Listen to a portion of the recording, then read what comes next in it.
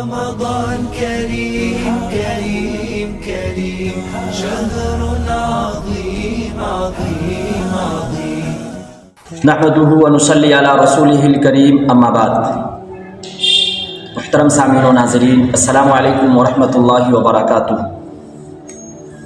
سامعین باتمکین اور محترم ناظرین، رمضان مبارک کی جب آخر تاریخیں چلنی شروع ہو جاتی ہے تو صدقۃ الفطر جسے ہم صدقہ اور فطرہ ہم کہا کرتے ہیں، ان کے مسائل کو لے کر پریشان ہوتے ہیں کہ صدقہ فطر کتنی ادا کی جائے گی، کن لوگوں کی طرف سے ادا کی جائے گی، کب ادا کی جائے گی، کن کن چیزوں سے ادا کی جائے گی اور کن کو دی جائے گی۔ یہ وہ مسائل ہے جسے اکثر لوگ جو ہے نا ہم میں سے جب رمضان قریب ہوتا ہے اور صدقہ فطر نکالنے کا وقت ہوتا ہے اور ہم نکالنے کا ارادہ کرتے ہیں تو ان مسائل کو لے کر ہم جو ہے نا پریشان ہوتے ہیں، کتنا نکالا جائے، کتنا دیا جائے، دھان کتنی دی جائے گی، گہوں کتنا دیا جائے گا، روپیہ کتنا دیا جائے گا، ایک آدمی پر کتنا ہوگا، فیملی کے 10 آدمی ہیں تو ان لوگوں پر کتنا ہوگا۔ یہ مسائل ہے کہ جس سے لے کر جو ہے نا اکثر جو ہے نا پریشان ہوتے ہیں، کنفیوزنگ میں ہوتے ہیں۔ لہٰذا انہی مسائل پر جو ہے نا آج ڈسکس اور بات چیت ہوگی، اور انہی مسائل اور انہی صدقۃ الفطر کے تعلق سے فضائل و مسائل اور جو باتیں بھی بتائی گئی ان تمام چیزوں کو جو ہے نا بتایا جائے گا اور پوری طریقے سے جو ہے نا واضح کیا جائے گا۔ سب سے پہلے اس کے فضائل و مسائل پہ ہم بات کرتے ہیں۔ دیکھیے حدیث پاک کے اندر آتا ہے، نبی علیہ الصلوۃ والسلام نے ارشاد فرمایا، زکوٰۃ الفطر طہر الصیام من اللغو والرفث وطعمۃ للمساکین، کہ یہ صدقۃ الفطر جو ہے، صدقۃ الفطر یہ اردو کے اندر یوز اور استعمال ہوتا ہے، ہم عام دیہات میں صدقہ اور فطرہ وہی مطلب ہے، ایسا نہ سمجھ لیں آپ نے صدقۃ الفطر کہنے سے کچھ اور کہنا چاہ رہے ہیں۔ صدقۃ الفطر نبی علیہ الصلوۃ والسلام نے ارشاد فرمایا کہ صدقہ فطر جو ہے یہ روزوں کو پاک کرنے کا ذریعہ ہے لغو اور بیکار باتوں سے، اور مسکینوں کے لیے جو ہے نا کھانے کا جوگار اور انتظام ہے۔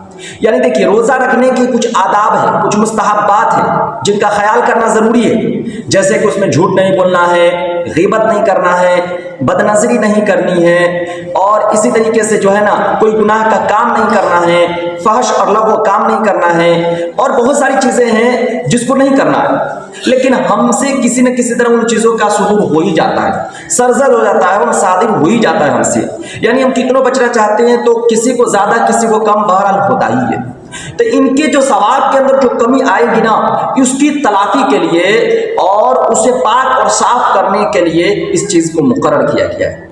جس طریقے سے آپ کتابوں میں پڑھتے ہیں یا سنتے ہیں کہ جب اللہ تبارک و تعالیٰ کے قیامت کے دن حساب و کتاب کرے گا اور اس وقت جو ہے نا جب فرائض کے اندر کمی آئے گی تو نوافل کو دیکھنے کا حکم دیا جائے گا فرشتوں سے کہ نوافل کو دیکھو، اس کے پاس کچھ نوافل ہے یا نہیں، اگر نوافل ہوں گے تو اس کے ذریعے اس فرائض کی کمی کی تلافی کر دی جائے گی۔ ایسے ہی روزے کے اندر اس کی جو ہے نا بد احتیاطی کی وجہ سے جو ہمارے اندر کمی آئی ہے، اس کمی کی تلافی کے لیے جو ہے نا صدقۃ الفطر کو مقرر کیا گیا ہے، اور وہیں پر غریبوں کو کے جو ہے نا کھانے کا انتظام کے لیے مقرر کیا گیا ہے، تاکہ غریبوں کے بھی عید کی خوشی میں اسے بھی خوشی محسوس ہو، اسے غم محسوس نہ ہو بلکہ اسے بھی خوشی محسوس ہو، اس لیے اس چیز کو مقرر کیا گیا ہے۔ ہر مسلمان کے اوپر جو نکالنا ضروری ہے۔ یہ تو صدقۃ الفطر کے تعلق سے فضائل۔ آئیے ہم آگے بات کرتے ہیں کن کن چیزوں سے دی جائے گی، کون کون سی چیزیں نکالی جائے گی، خوب اچھی طرح سے سمجھے انشاءاللہ۔ صدقۃ الفطر کے تعلق سے پورے ڈیٹیل اور تفصیل کے ساتھ بتایا جائے گا۔ اس کلپ کو، اس ویڈیو کو پوری توجہ اور دھیان کے ساتھ سنیں۔ صدقۃ الفطر کے ایک ایک مسئلے کو جو ہے نا اس کے اندر واضح اور فائنل کر دیا جائے گا، پھر انشاءاللہ جو ہے نا آپ کہیں اور کسی سے پوچھنے کی بھی ضرورت نہیں ہوگی، آپ ایک ایک جو ہے صدقۃ الفطر کے تعلق سے جتنے فضائل و مسائل اور جتنی باتیں ہو سکتی ہیں تمام کو اس کے اندر فائنل کر دیا جائے گا۔ اب پوری توجہ اور دھیان کے ساتھ اس ویڈیو کو آپ دیکھیں اور سنیں کن کن چیزوں سے دی جائے گی۔ دیکھیے حدیث پاک کے اندر 4 چیزوں کا ذکر ملتا ہے۔ نمبر 1 گندم جیسے ہم کہتے ہیں گیہوں، نمبر 2 کھجور، نمبر 3 کشمش، نمبر 4 جو گندم کا ہی جو ہے نا قسم ہے۔ یہ 4 چیزوں کا ذکر ملتا ہے، یعنی ان 4 میں سے کسی ایک کے ذریعے ہم ادا کر سکتے ہیں۔ آپ گندم چاہیں تو گندم دے سکتے ہیں، کھجور دینا چاہیں تو کھجور صدقہ فطر کے لیے نکال سکتے ہیں، جو نکالنا چاہیں تو جو بھی نکال سکتے ہیں، کشمش دینا چاہیں تو کشمش بھی دے سکتے ہیں۔ حدیث کی کتابوں میں ان 4 چیزوں کا ذکر ملتا ہے۔ صحابہ کرام جو ان چاروں میں سے کسی ایک کے ذریعے جو ہے صدقہ فطر کو نکالا کیا کرتے تھے، فطرہ نکالا کرتے تھے۔ لیکن ان دونوں کی مقدار میں فرق ہے۔ اگر آپ 3 چیزیں، اگر آپ کشمش نکالتے ہیں، کھجور نکالتے ہیں اور اس طریقے سے جو نکالتے ہیں تو ان تینوں کی مقدار ایک ہے، 1 سا۔ 1 سا کتنے کہتے ہیں؟ اپنے یہاں کے کلو گرام کے اعتبار سے 1 سا اپنے یہاں کے کلو گرام کے اعتبار سے 3.5 کلو کو 1 سا کہتے ہیں۔ یعنی اگر آپ کھجور نکالنا چاہیں، کشمش نکالنا چاہیں، جو نکالنا چاہیں تو ایک آدمی کی طرف سے آپ کو 3.5 کلو دینا ہوگا۔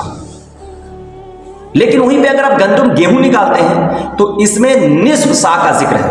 نصف سا کہتے ہیں کلو گرام کے اعتبار سے 1.25 کلو کو۔ اگر آپ گندم گیہوں نکالتے ہیں تو 1.25 کلو دینا پڑے گا ایک آدمی کی طرف سے۔ اب سوال پیدا ہوتا ہے کہ صرف ان 4 چیزوں کی ہی ذریعے صدقہ فطر کو ادا کی جائے گی یا اس کے علاوہ ہم کسی اور کے ذریعے بھی ادا کر سکتے ہیں؟ جیسے کہ ہم دھان کے ذریعے، دھان کا ذکر نہیں ہے، دھان کے ذریعے نکالنا چاہے، روپیہ پیسہ نکالنا چاہے، یا اسی طریقے سے اس کے علاوہ ہمارے پاس اور مکئی نکالنا چاہے، یا اسی طریقے سے ہم دال نکالنا چاہے، یا اسی طریقے سے ہم چاول نکالنا چاہے، یعنی ان 4 چیزوں کے علاوہ ہٹ کر ہم کچھ اور نکالنا چاہتے ہیں تو نکال سکتے ہیں یا نہیں؟ ہاں نکال سکتے ہیں، بالکل۔ حساب اس کا ہی لگانا ہوگا۔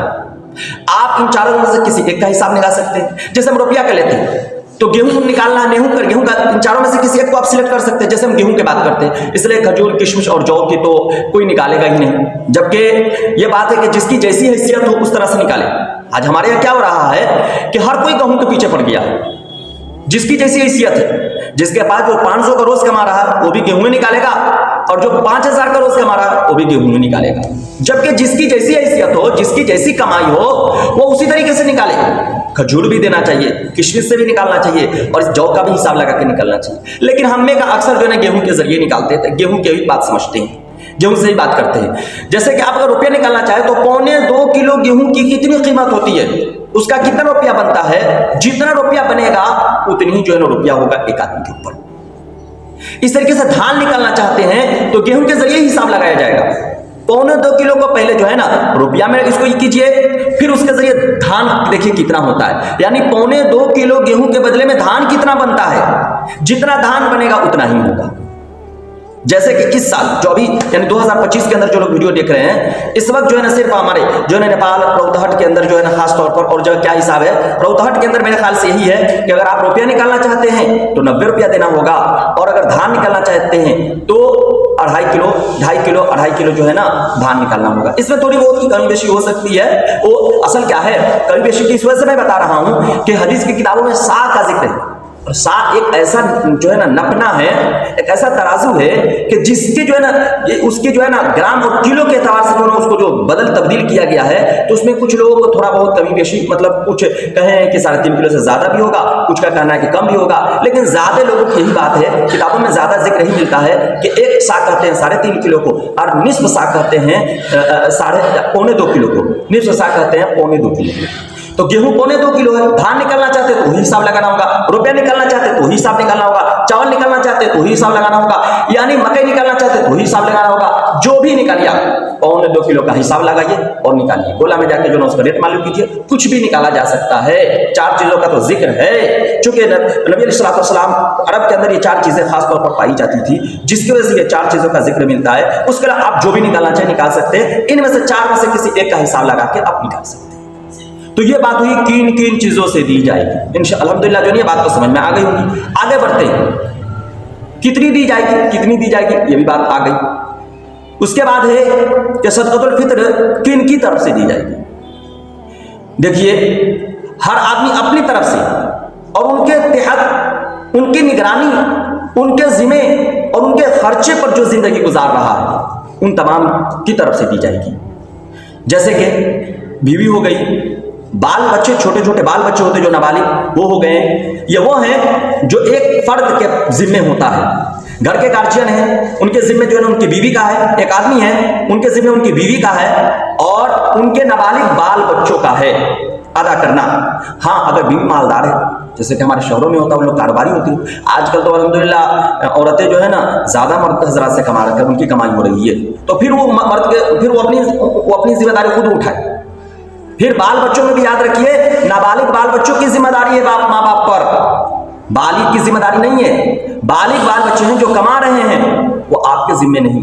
ये अलग बात है, निकाल दे, कोई हर्ज नहीं है, लेकिन वो आपके जिम्मे नहीं है। बाल बच्चों के खर्चा उठाने की जिम्मेदारी शरीयत ने सिर्फ नाबालिगियत तक, छोटेपन तक ही रखा है। जब बालिग हो गया बच्चा, बड़ा हो गया, तो फिर वो अपना खर्चा खुद उठाएगा। लेकिन अगर आप दे देते तो देने में भी कोई हर्ज नहीं, लेकिन जरूरी नहीं है। तो जो आपके जिम्मे हैं उनकी तरफ से निकालना जरूरी है। बाकी आप पूरे फैमिली की तरफ से निकालते हैं तो कोई बात हर्ज नहीं है, अच्छी बात है। आप पूरे गांव की तरफ से भी निकाल सकते हैं, लेकिन एक जरूरी की बात है तो जरूरी बता दिया, जो आपकी निगरानी, आपके तहत, जो आपकी कमाई के बदौलत गुजारा कर रहे हैं, जिंदगी उनकी गुजर रही है, उनकी तरफ से आपके ऊपर जरूरी है कि आप निकालें। तो ये हो गया किन लोगों की तरफ से। आगे सदक़ातुल फितर किनको दी जाएगी? किनको दी जाएगी? जो साहिब नसाब न हो, जो मालदार न हो, जो गरीब हो, उनको दी जाएगी। जो गरीब हो उन लोगों को दी जाएगी।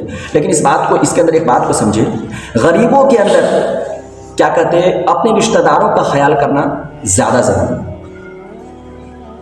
अपने रिश्तेदारों का ख्याल करना ज्यादा जरूरी है। आज हम लोग क्या होता है कि आज हम गरीबों को, आम लोग जो होते हैं उनको तो खूब भर भर के देते हैं, लेकिन जो हमारे गरीब रिश्तेदार होते हैं, जो गैरतमंद होते हैं, जो किसी के सामने अपना हाथ फैलाना पसंद नहीं करते हैं, उनको कोई नहीं देता है और वहीं पड़े के पड़े रह जाते हैं। एक सदके, हदीस की किताब में आता है कि सदका अगर आम जगहों पे सदका करते हैं तो एक सदके का सवाब मिलेगा, और अगर अपने रिश्तेदार के अंदर देते हैं तो 2 सवाब मिलेगा। एक सदका करने का, दूसरा सिला रहमी का, आपने रिश्तेदारी का ख्याल किया, उसका भी सवाब मिलेगा। तो सदका फितर की अदायगी में अपने रिश्तेदारों का खास ख्याल रखें, उनको देने की ज्यादा कोशिश करें। तो आम गरीब, हाँ, अगर रिश्तेदार में गरीब नहीं है तो फिर उनको नहीं देंगे।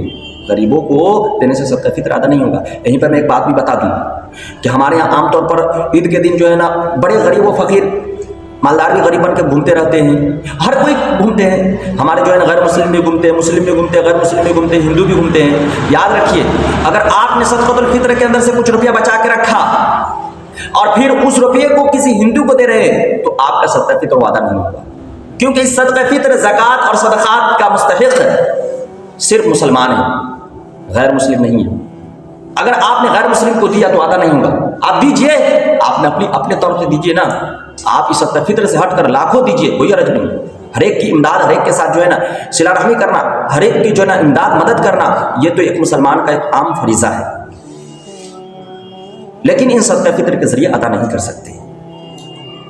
तो ये थे सदक़ातुल फितर के फ़ज़ाइल व मसाइल, और इस ताल्लुक़ से बहुत सारी बातें जो मेरे जहन में थी उनको मैंने आपसे बताया। अल्हम्दुलिल्लाह जो है ना बातें सब अच्छी तरह समझ में आ गई होंगी। अगर ये जानकारी अगर आपको अच्छी मालूम हुई हो तो इस वीडियो को आप अपने दोस्तों अहबाब तक शेयर करें और इस चैनल को सब्सक्राइब भी करें, ताकि इसी तरीके से फ़ज़ाइल व मसाइल आप तक पहुँच सके और आपको जो है ना दीन का सही जानकारी आपको हासिल हो सके। अस्सलामु अलैकुम व रहमतुल्लाहि व बरकातुहू।